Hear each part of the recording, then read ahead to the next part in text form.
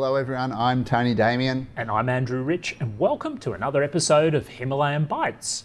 Today we're talking about deals that take time. I might start with a few statistics, Tony.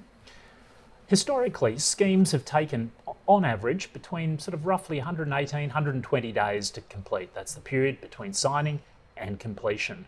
In FY21, we saw that blow out to roughly 200 days, including the Real Energy deal that took about 250 days. Now, there's any number of reasons why a scheme can take time. It might be the emergence of an auction for control. It might be that there's some difficult regulatory approvals to obtain. But Tony, in any such case, it gives rise to a complex set of issues for the bidder and target to consider. Oh, it certainly does, Andrew, and you mentioned regulatory approvals. That's a good place to start. The first piece of thinking you need to do, is there any way of structuring around that regulatory approval? But if despite your best thinking there is not, then the target needs to be thinking about provisions in the implementation deed to oblige the bidder to get the approvals in quickly and keep it up to date with what's going on.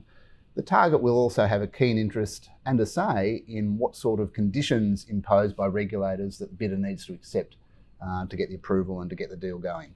Yeah, absolutely. The other thing we're starting to see re-emerge after not having seen them for a number of years is the ticking fee. That's a fee, it's an extra top-up of the offer consideration payable to target shareholders if the deal does not get completed by a particular point in time.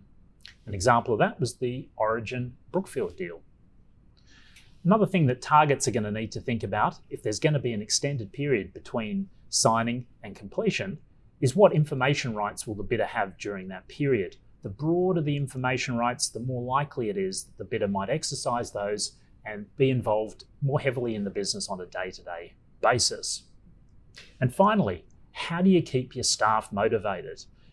M&A deals are unsettling for staff at the best of times, but if it's going to take 6 months, 8 months, even up to a year to complete, how do you keep them engaged and running the business well? There are incentive arrangements you can offer them, there are retention devices, but in all cases, both the target and the bidder need to make sure they don't cause those employees who are shareholders to form a separate class for voting purposes. Now, all good points, Andrew. I think tied to your information point is the conduct of business restrictions as well, where a target will say, it's a long-term deal, we need to be free to run our business. The bidder goes, well, actually, we need to keep our hands on what's going on. And there's a real tension there that the parties always need to work through. That's it for this week. In our next episode of Himalayan Bites, we'll be speaking with the Chief Executive of the Takeovers panel, Alan Bullman. We look forward to you joining us